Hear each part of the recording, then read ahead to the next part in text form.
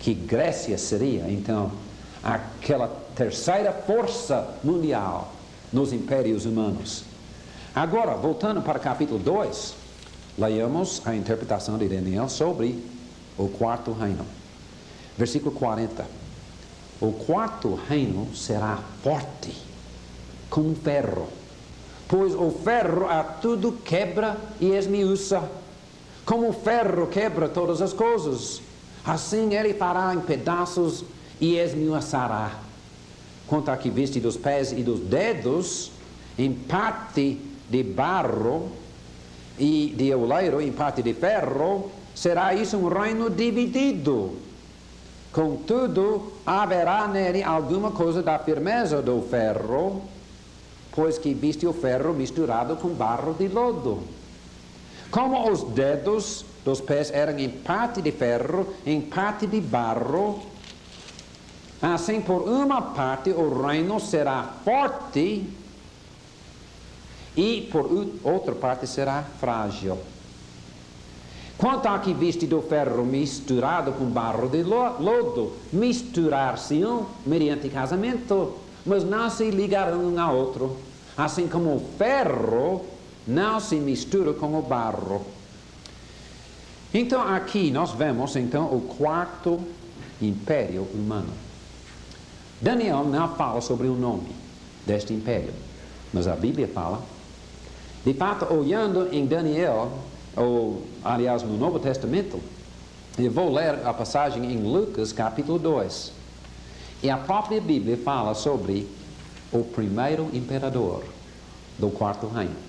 Em capítulo 2, versículo 1 diz: naqueles dias foi publicado um decreto de César Augusto, convocando toda a população do império para recensear-se.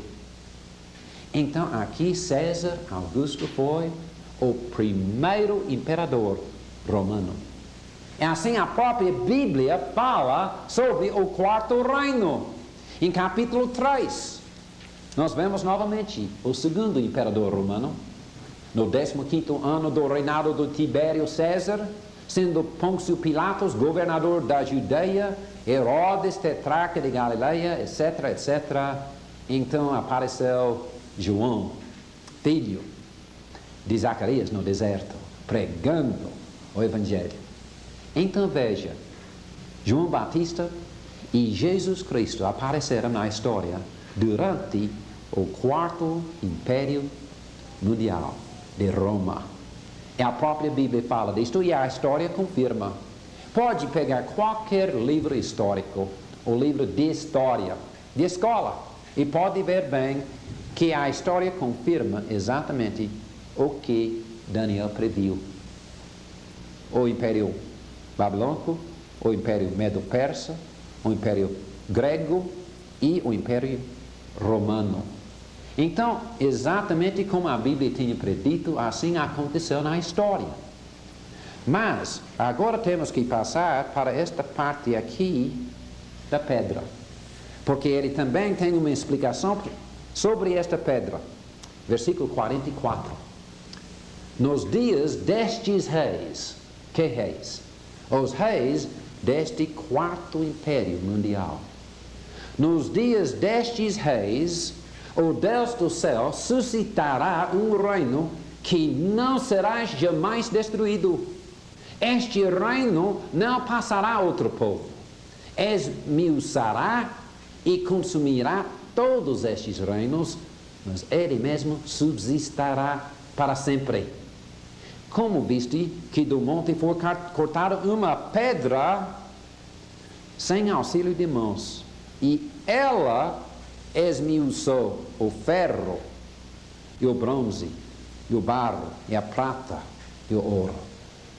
O grande Deus fez saber ao rei o que há de ser futuramente. Certo é o sonho, e fiel à sua interpretação. Então veja bem que ele disse que esta pedra aqui representa um reino de Deus, que será estabelecido durante os reis do quarto império, que é o romano.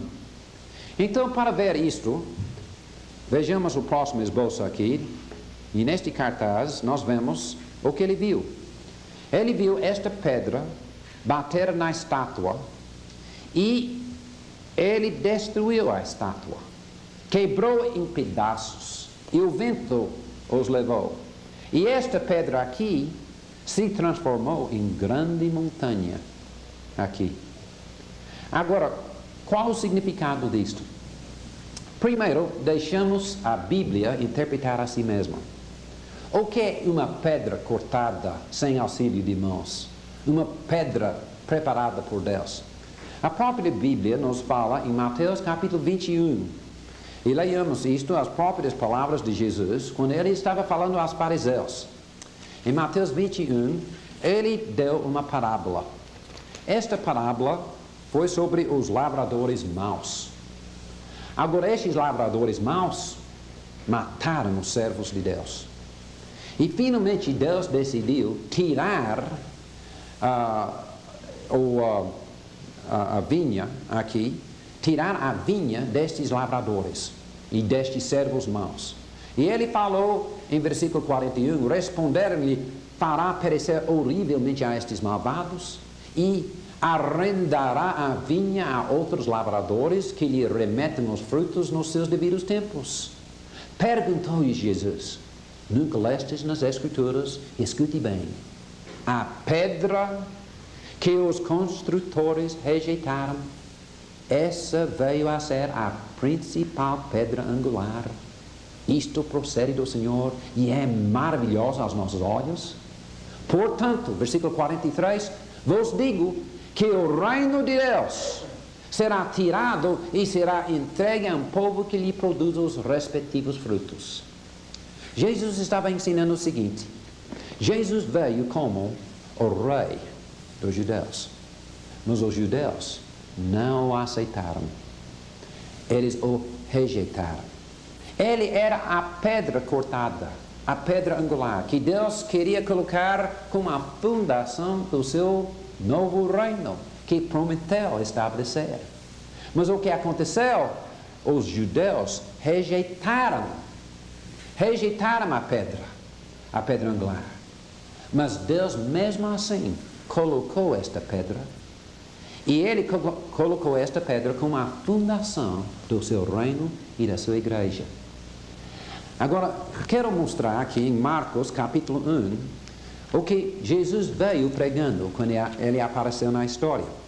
Em Marcos capítulo 1, versículo 15, se diz, o tempo está cumprido e o reino de Deus está próximo. Arrependei-vos e crede no Evangelho. Então, o que é que Jesus falou quando ele veio? Novamente, leia ou olha a esta estátua.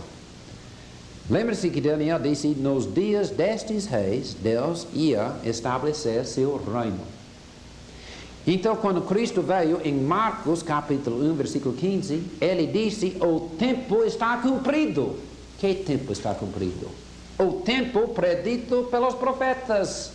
O tempo predito pelo próprio Daniel, que nestes dias dos reis romanos, o reino de Deus seria estabelecido. E o que Jesus falou? Jesus falou, o tempo está cumprido e o reino de Deus está próximo. Quer dizer, Jesus anunciou que o reino de Deus estava pronto para ser estabelecido nos seus